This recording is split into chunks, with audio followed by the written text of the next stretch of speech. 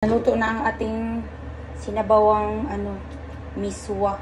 Kunti lang nilagay ko kasi kasi nga sipin niya yung sabaw, 'di ba? Kaya kunti lang na miswa nilagay ko. Ayan, may cabbage. Alam mo, kakain ako konti kasi meron akong lakad mamaya 6:30. Kainan na naman. Let's eat! Ayan, meron pala tayong dito, kutsara. Itadakimasu! Yan ang aking pagkain for today. Guys, kain na po tayo. Mainit pa siya. Ang ating miswa, Ayan. Kasi ang laki ng chicken lechon na binigay sa atin kasi hindi natin kayang kainin lahat.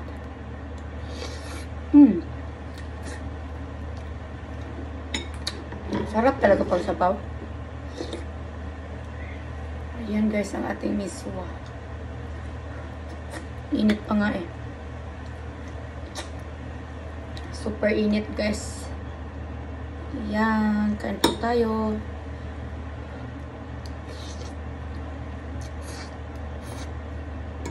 Ayan.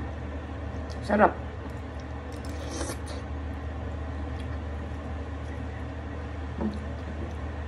Nilagyan ko siya ng luya, kamatis, bawang, sibuyas. Sarap.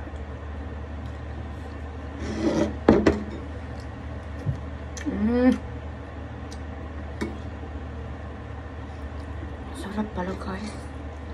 Masarap talaga ang ulam na may sabaw.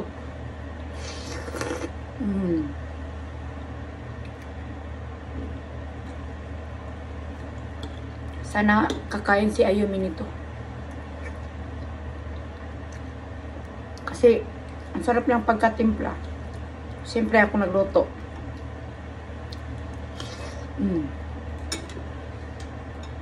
Tapos yung iba, pinaksiw ko guys. Yung mas marami pa nga yung paksiw paksiw na manok, yung lechon.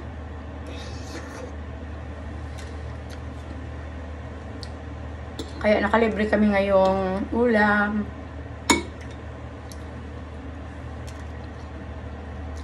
Maraming blessing guys.